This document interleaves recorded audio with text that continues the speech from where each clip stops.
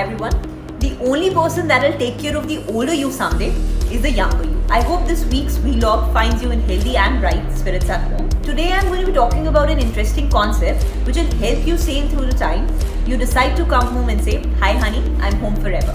Let me give you a brief background of what is it that I'm talking about. In your 20s, 30s and 40s, you may think that retirement planning is a long time away. You might be pushing it indefinitely because you think you have a lot of time to work. But are your 20s really too early to start your retirement planning? Absolutely not. In fact, your 20s are the best time to do so. I'll tell you precisely why. You should start planning for your retirement the moment you receive your first check. This is because you have a long time to work, you have time on your side, and your corpus continues to multiply with the power of compounding. Let me exemplify this for you. We have two friends, Mr. A and Mr. B. Both of them want to retire at the age of 60 years. Mr. A is 30 years of age and Mr. B is 40 years of age.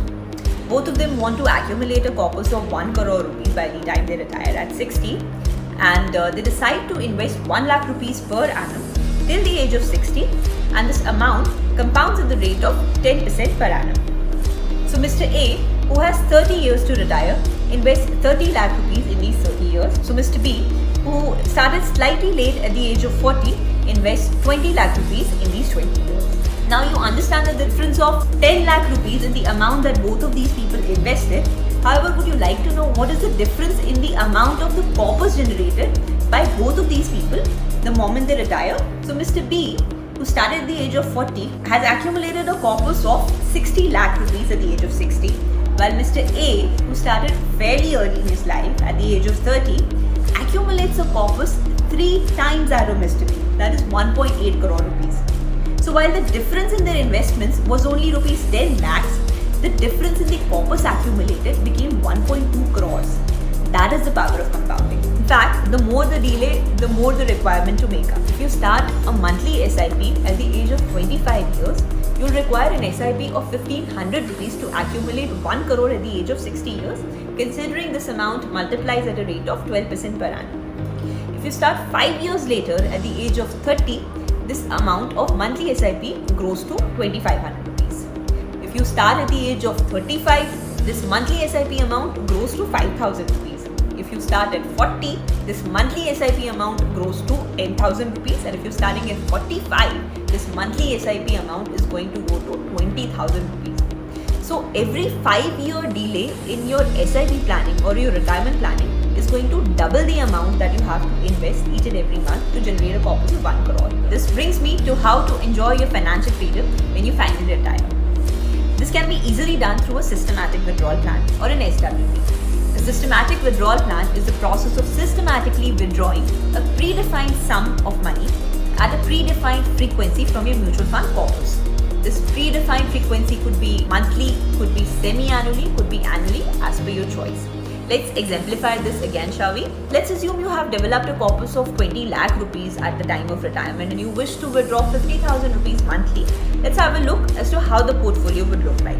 We start on March 2020 with a balance of 1 lakh units and an NAV of 20 rupees. The portfolio has a total value of 20 lakh rupees at this stage. We start withdrawing April 2020. And if I have to withdraw 50,000 rupees when my NAV has increased to 21, my balance units become 97,698 with a portfolio value of 20.5 lakhs.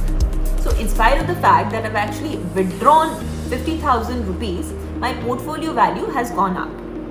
Next month, when I have to withdraw 50,000 again, the NAV has increased to 26 rupees, which means that if I have to withdraw the same 50,000 rupees, the amount of units that I'll have to take away is far lesser, that is 1923, making the balance units at 95,696 and the portfolio value at 24.8 lakh rupees. Magical, isn't it? The portfolio value keeps on growing while I'm taking out money. Finally, in August 2020, the NAV has gone to 25 rupees. The amount of units that I'll have to redeem is 2,000.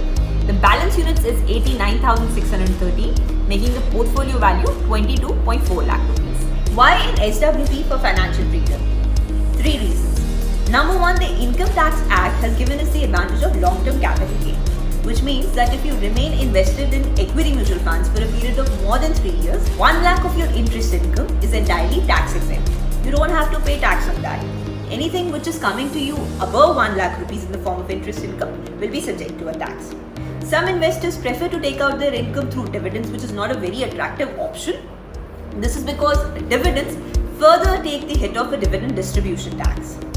Secondly, your SWPs, just like SIPs, gain from the rupee cost averaging concept, which means that if the NAV is higher, you need to withdraw a lesser number of units for the same amount, and if the NAV is lower, you redeem higher number of units. Thirdly, you do not necessarily have to withdraw your capital invested.